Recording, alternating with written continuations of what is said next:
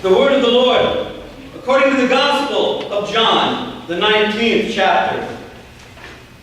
So they took Jesus, and he went out bearing his own cross to the place called the place of the skull, which in Aramaic is called Golgotha.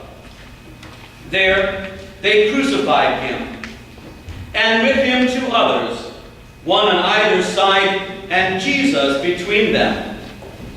Pilate also wrote an inscription and put it on the cross. It read, "Jesus of Nazareth, the King of the Jews."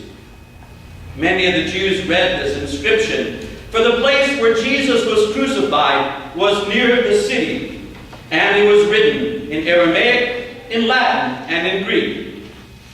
So the chief priests of the Jews said to Pilate, "Do not write the King of the Jews, but rather, this man said, 'I am King of the Jews.'" Pilate answered, "What I have written, I have written."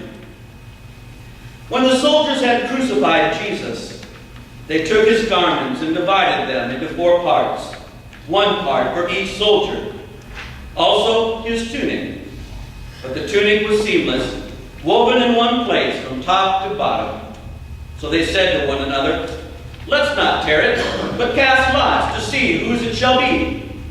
This was to fulfill the scripture which says, "They divided my garments among them, and for my clothing they cast lots." So the soldiers did these things, but standing by the cross of Jesus was his mother and his mother's sister, Mary the wife of Clopas, and Mary Magdalene. When Jesus saw his mother and the disciple whom he loved standing nearby, he said to his mother, "Woman, behold your son." And then he said to the disciple, "Behold your mother." And from that hour, the disciple took her to his own home. After this, Jesus, knowing that all was now finished, said, to fulfill the scriptures, "I thirst." A jar full of sour wine stood there.